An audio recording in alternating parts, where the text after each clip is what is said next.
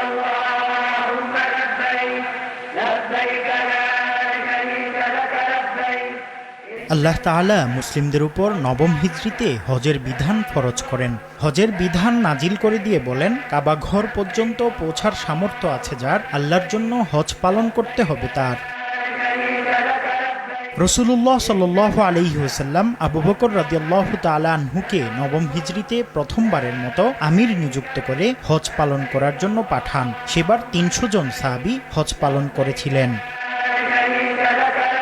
এর আগে আরবরা কাবা ঘরে মূর্তি রেখে পূজা করতেন ও বিবস্ত্র হয়ে তাওয়াফ করতেন। হজের বিধান নাজিল হওয়ার পর রাসূলুল্লাহ সাল্লাল্লাহু আলাইহি ওয়াসাল্লাম ঘোষণা দেন, কোনো মুশরিক আর হজ করতে পারবে না।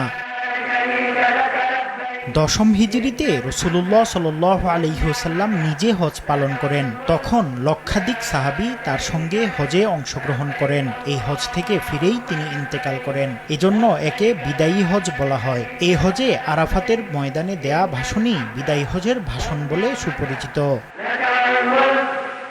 যে ব্রাইট লক টেকনোলজি সাধারণ পাউডারের তুলনায় দেয় দ্বিগুণ উজ্জ্বলতা, রিন অ্যাডভান্সড দেয় দ্বিগুণ উজ্জ্বলতা। বিদায়ী হজের ভাষণে শ্রেণী বৈষম্যহীন সমাজ প্রতিষ্ঠা, রাষ্ট্রের নাগরিকদের নিরাপত্তা নিশ্চিত করা, ইনসাফ ভিত্তিক বিচার ব্যবস্থা প্রতিষ্ঠার দিক নির্দেশনা দেন তিনি।